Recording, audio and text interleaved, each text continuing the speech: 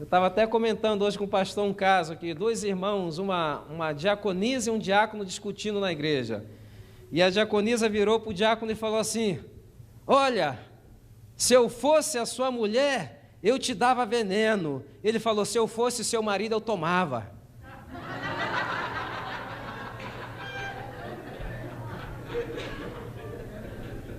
É o quê? Impaciência, intolerância, desentendimento. Já se pode observar todas as vezes que a igreja como um todo melhora a sua alimentação, na igreja vai reinar mais o quê? Reina mais harmonia, reina mais compreensão. E isso não é uma história, isso é uma realidade. Nós podemos ver, por exemplo, se temos nossos filhos estão muito ativos ou rebeldes ou alguma coisa, façamos alguma coisa para reduzir o consumo de açúcar refinado e nós vamos ver uma certa transformação no caráter deles. E vocês podem fazer até uma experiênciazinha, quem tem filho. Um dia dá uma alimentação assim com bastante açúcar e vocês veem, os meninos parecem, as meninas também quase que subir pelas paredes, você não consegue controlar. E o açúcar virou um problema de cultura, porque quando uma criança não está se comportando bem, o que é que nós dizemos para elas?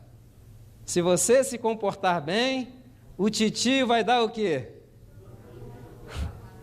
É como tentar apagar fogo jogando mais gasolina em cima, não é verdade? Então, problema de cultura. Temos que tomar um cuidado tremendo com o excesso do consumo de açúcar. Agora, pergunta lógica: quais seriam as alternativas? O que eu poderia utilizar no lugar do açúcar, não é verdade? Mel. Inclusive, por exemplo, mel é uma alternativa. Inclusive aqueles que padecem da famosa alergia da primavera, se consumirem mel de abelhas, essas alergias desaparecerão. Mas aqui está o catch: tem que ser um mel produzido na região onde você vive. Vocês moram na região leste dos Estados Unidos, não adianta trazer mel do Afeganistão, da China, não. Tem que ser mel da região. Por quê? Porque o que nós temos dentro do mel? Pequenas partículas de pólen. Quando nós comemos essas pequenas partículas de pólen, o que nós estamos fazendo com o nosso sistema imunológico? Nós estamos dessensibilizando o nosso sistema imunológico. Provavelmente na primeira florada vai se ter uma crise muito leve e na segunda florada já não existirá o quê? Mais crise dessa alergia de primavera. E tem pessoas tomando uma verdadeira constelação de medicamentos para a alergia da primavera e a vacina já está preparada, disponível na natureza e não estão sabendo lançar mão dessa vacina, que é o próprio mel de abelha. A Bíblia diz: come mel que lhe baste. Diz provérbio, né? Nós não devemos... Qual é a definição de temperança? Quantos se lembram aí? O que é ser temperante? Ser temperante, vamos aqui no beabá do adventismo, lembram, né? Ser temperantes é ser moderado, é evitar as coisas que são nocivas e usar com moderação as coisas que são saudáveis. Paracelso já dizia que o que faz uma substância veneno, sabe o que é? É a quantidade. Então, se nós temos as coisas naturais e exagerar, também vamos ter o quê? Problemas. Então, reduzir o consumo de açúcar. Qual seria a outra opção? Opção no lugar do açúcar.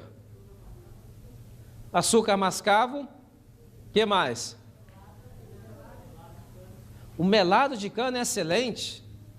Agora, as pessoas falam: puxa, eu tento adoçar com melado, mas não fica a mesma coisa, nem com mel. Não vai ficar a mesma coisa nunca. Por quê? Porque nós estamos com o paladar pervertido. Essa é a realidade. Temos que afinar e depurar o nosso paladar. E o que eu posso fazer para depurar o meu paladar novamente? É muito simples. Você pode fazer um jejum de 12 ou 24 horas com bastante água. Depois você vai experimentar, por exemplo, uma banana.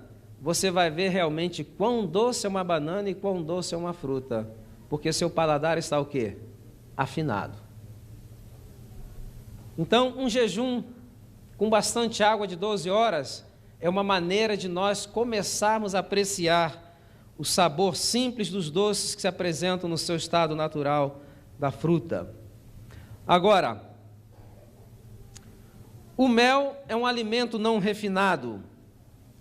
Ele tem um efeito laxativo. Ele aumenta o número da hemoglobina. Ele também é útil para o tratamento, sabe de quê? Artrites. É útil para problemas renais e hepáticos. E ajuda os atletas em uma recuperação rápida da exaustão. Que outro produto poderíamos utilizar? Quantos conhecem estévia? Não é uma irmã de outra igreja. A estévia é um produto, é uma planta que existe na região sul do Brasil, pega aquela parte lá do sul do Brasil, junto com Paraguai e Uruguai, é nativa, ela é 400 vezes mais doce do que a sacarose, mas não tem o quê? Os efeitos das calorias vazias. Então, essa é uma boa opção, é até recomendado também para as pessoas que padecem do diabetes. Que dizer dos adoçantes artificiais? É uma boa opção? É uma opção cômoda, né? Mas não é muito boa. Por quê? Por causa de duas substâncias. Uma é o aspartame e outra é o NutraSweet. E agora eu quero falar para aqueles que adoram esses produtos chamados diet. Será que tem algum valor os produtos diet? Vocês prestem atenção no nome, o nome já diz, diet.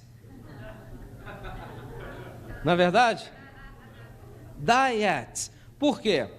Porque você, quando toma um produto, utiliza um produto que é diet, na realidade você não está consumindo calorias. Mas a fenilalanina, que é um dos componentes desse produto, ele vai atuar no centro da saciedade no cérebro. E o que ele vai fazer? Ele vai aumentar o termostato. Você vai estar comendo menos caloria, mas vai estar comendo o quê? Mais, porque a sua fome vai aumentar. Estimula a fome. Então, no diet. Ok? Aspartame. Outro problema relacionado com aspartame. Esses produtos estiveram proibidos nos Estados Unidos durante um período, quase 2 décadas. Antes, eles eram obrigados a colocar nos envelopezinhos as advertências. Esse produto mostrou produzir tumores em cérebro de ratos de laboratório. Ficaram proibidos durante um tempo, mas o lobby do açúcar é muito forte. Conseguiram novamente ser recomercializados e hoje nem essas advertências são colocadas. Em alguns países da Europa, esses produtos são proibidos e está listado pela Organização Mundial da Saúde como possível carcinogênicos. E se observou principalmente na Europa, mulheres que utilizavam muito desses produtos, os filhos tinham a propensão a desenvolver tumores no cérebro. E às vezes os tumores apresentavam já com a criança com 8 a 10 anos de idade. Então são produtos que nós não deveríamos nem pensar em consumi-los. Ok? Agora, quando nós vemos os produtos empacotadinhos, nós pensamos o seguinte: não, isso aqui está debaixo de alto controle de qualidade, isso aqui é muito safe, não é verdade? E nós vivemos nessa ilusão. Não existe isso. E aqui é a lição número 1 que nós deveríamos aprender. Se você não está preocupado com a sua saúde, eu posso te garantir que o tio Sânio não está nem um pouquinho preocupado. Por quê? Porque existem interesses econômicos que estão acima dos interesses da sua e da minha saúde. Então a iniciativa tem que ser de quem? Tem que ser minha. Ok? E eu vou citar um exemplo. Se o que eu falo aqui são fatos científicos, por que vocês não escutam no rádio, na televisão, alguns comentários a respeito desses assuntos? Porque existe uma regra muito simples: ninguém morde a mão que o alimenta. Sistema de comunicação, eles recebem bilhões e bilhões de dólares dessas indústrias através de propaganda.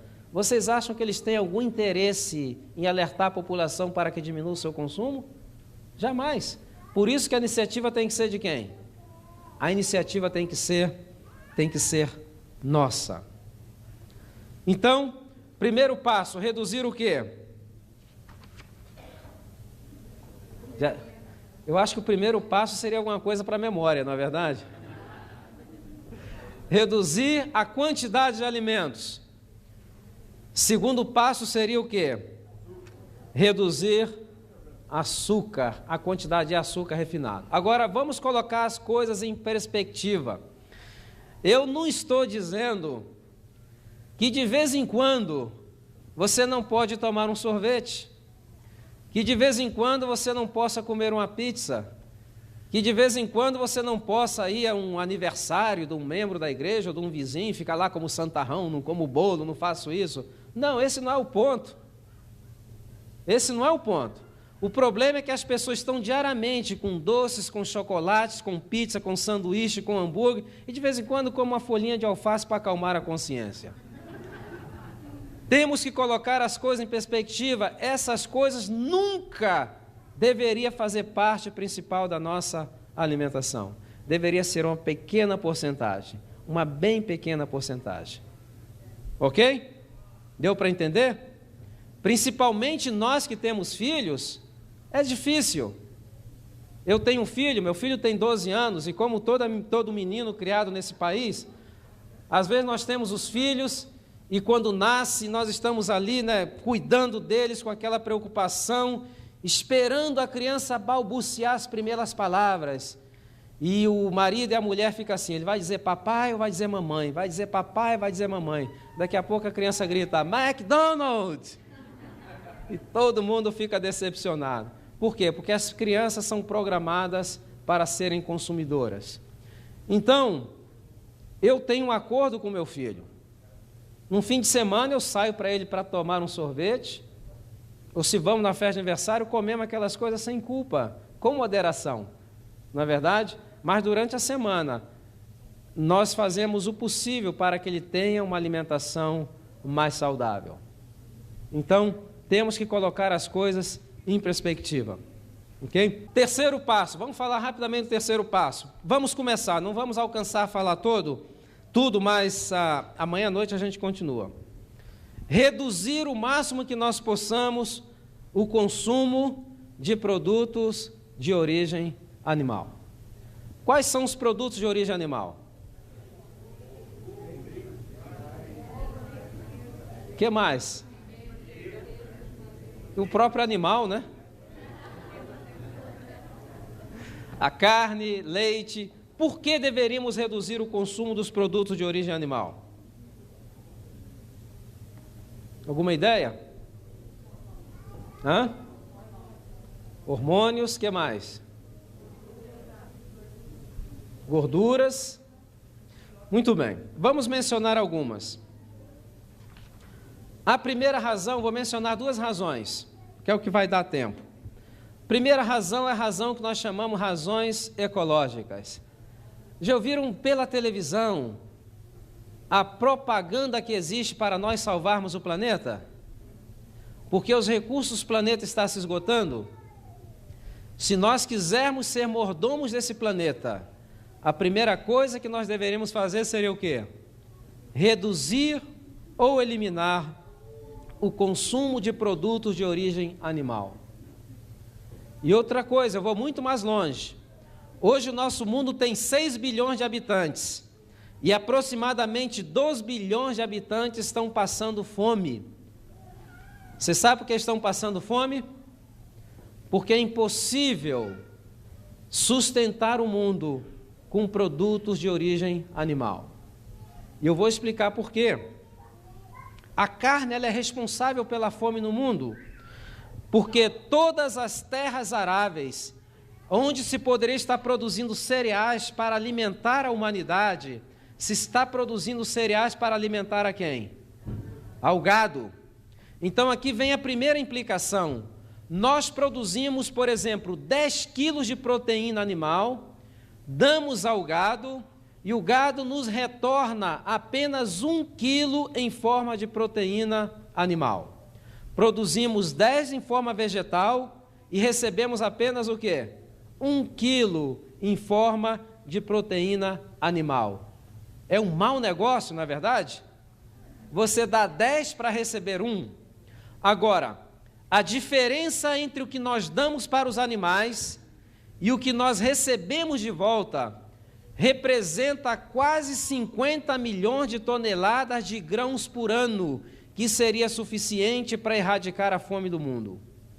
Hoje existe fome no mundo, não porque o planeta não tenha recursos para alimentar a sua população, é porque a política de alimentos no mundo está criando uma classe que está morrendo de fome porque estão beneficiando apenas um pequeno grupo. Então, se eu estou preocupado com fome na África, fome na Ásia, primeira coisa que eu deveria fazer seria o quê? Reduzir ou eliminar o consumo de produtos de origem animal. Eu vou fazer outra ilustração. Vamos supor que você tenha 1 acre de terra. E você vai utilizar esse acre de terra para produzir proteína para você, para a sua esposa e para seus 2 filhos. Se você utiliza esse acre de terra para produzir proteína para vocês 4, utilizando a terra para criar animais, criar vaca, você vai produzir proteínas só 77 dias por ano. Então já existe um déficit de quanto aqui? De quase 300 dias. Se você decide utilizar esse acre de terra para produzir proteínas, criando gado para produzir leite, você vai produzir leite em proteína para a sua família por 286 dias. Temos um déficit de quanto? Mais ou menos 80 dias. Agora, se você utilizar esse acre de terra para produzir proteínas, plantando trigo, você vai conseguir por cada safra proteína para você e para a sua família por 877 dias. Ou seja, cada safra vai produzir proteínas para quase 3 anos. 2 anos e meio aproximadamente. Agora, se você utilizar esse acre de terra para produzir proteína para você e sua família, você vai produzir proteínas para aproximadamente 2.222 dias. Quer dizer que cada safra está produzindo sustento para a sua família por quase que 6 a 7 anos. Viram a diferença? Então, essa é a primeira implicação que nós temos. Nosso planeta, existem recursos para sustentar 5 vezes mais a população que nós temos hoje, aproximadamente 30 bilhões de pessoas. Mas é impossível alimentar 6 milhões utilizando-se produtos de quê? Produtos de origem animal. Se você quer salvar o planeta, se você quer ser um bom mordomo, primeira coisa que você tem que fazer, o que é? Reduzir o consumo de produtos de origem animal. O que eu poderia dizer da água? Se prevê que em 50 anos aproximadamente haverá um esgotamento da água potável do mundo todo. E no processo de produção de carne, para produzir carne para um carnívoro, se consome, sabe quantos litros diários de água? 10.000 litros de água diários são consumidos para produzir alimentos carne para um carnívoro. Para produzir alimentos para um vegetariano, se consome aproximadamente 10%, só 1.200 litros de água. Deu para ver a diferença? A produção de carnes para alimentar a humanidade é uma coisa, do ponto de vista lógico, sem prática. Só está atendendo às necessidades, os interesses de um grupo minoritário, e a metade da população do mundo já está morrendo de fome por essa que eu chamo de política alimentar. Então, esse é o primeiro aspecto. Segundo aspecto é o aspecto sanitário. Vocês ou nós, quando vamos no supermercado e vamos no setor que estão as carnes, nós vemos aquelas carnes tão empacotadinhas, com selo Departamento de Agricultura dos Estados Unidos, não é verdade? E nós pegamos aquilo com orgulho. Puxa, vivo num país do primeiro mundo e vou consumir agora um produto debaixo do mais rigoroso controle de qualidade. E nós vivemos nessa ilusão, porque isso é uma ilusão. É impossível. E às vezes as carnes têm uma aparência tão fresca, já notaram? Compra aquelas carnes empacotadas, tem uma aparência tão fresca que às vezes parece que mataram a vaca de trás do supermercado. Mas esses animais já estão mortos por quê? Há semanas. Como eles conseguem manter essa aparência fresca das carnes? Eles acrescentam uma substância chamada nitrato. Só que as bactérias do nosso intestino vai transformar o nitrato em nitrito. E nitrito é uma substância altamente carcinogênica. Aqui nós estamos vendo a segunda relação entre câncer do cólon e consumo de quê? E o consumo de carnes. Então, reduzir o máximo que nós possamos. Agora, controle de qualidade. Será que existe realmente inspeções nesses matadouros? São milhões de animais que são mortos a cada semana. Necessitaria um exército de inspetores para fazer uma inspeção bem acurada. No máximo que os inspetores fazem